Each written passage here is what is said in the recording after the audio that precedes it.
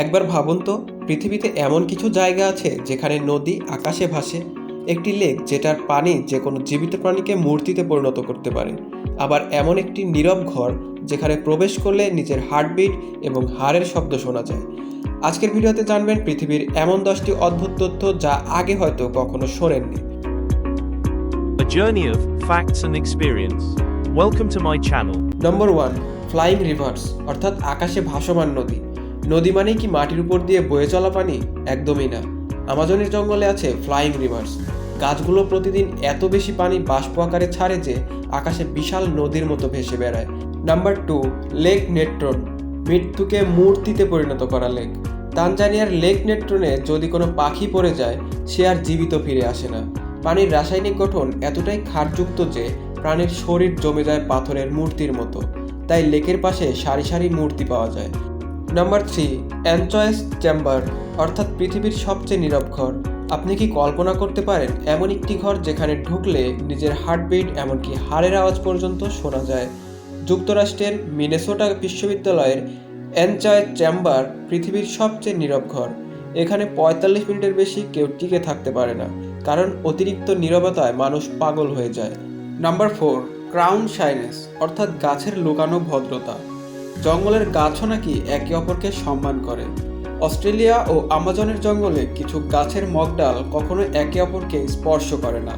উপরের দিকে দেখলে মনে হয় গাছগুলো ইচ্ছে করে দূরে দাঁড়িয়ে আছে। নাম্বার 5, সিঙ্গার হিল অর্থাৎ গায়ক পাহাড়। পাহাড় কি কখনো গান গাইতে পারে? মরুভূমির কিছু বালিয়াড়ি এমনভাবে গঠিত যে বাতাস বইলে ভেতর থেকে ভেসে আসে গানের মতো শব্দ। গবি মরুভূমি ও কাজাখস্তানের বালিয়াড়িতে গিয়ে দাঁড়ালে মনে হবে যেন প্রকৃতি নিজেই সুর তুলছে। নাম্বার 6, গেইন ক্রিস্টাল কেভ অর্থাৎ স্ফটিকের রাজপ্রাসাদ। মেক্সিকোর এক গুহায় এমন বিশাল স্ফটিক আছে যার দৈর্ঘ্য 35 ফুট পর্যন্ত। এই জায়গাটাকে বলা হয় গেইন ক্রিস্টাল কেভ। ভেতরে ঢুকলে মনে হবে যেন আপনি কোনো সায়েন্স ফিকশন মুভির অন্য গ্রহে প্রবেশ করেছেন। নাম্বার 7, নেগ্রো রিভার, উল্টো দিকে বয়ে যাওয়া নদী। নদী কি কখনো উল্টো দিকে বয়? আমাজনের নাইগ্রো রিভারে মাঝে মাঝে উল্টো দিকে বয়ে যায়, কারণ আটলান্টিক মহাসাগরের জোয়ার এত শক্তিশালী যে নদীর প্রবাহকেই ঠেলে পিছনে নিয়ে যায়। নাম্বার 8, ফেয়ারি সার্কেল অর্থাৎ মরুভূমির রহস্যময় দাগ। আফ্রিকার মানিব মরুভূমিতে হাজার হাজার গোলাকার দাগ দেখা যায়, যেগুলোতে ঘাস জন্মে না।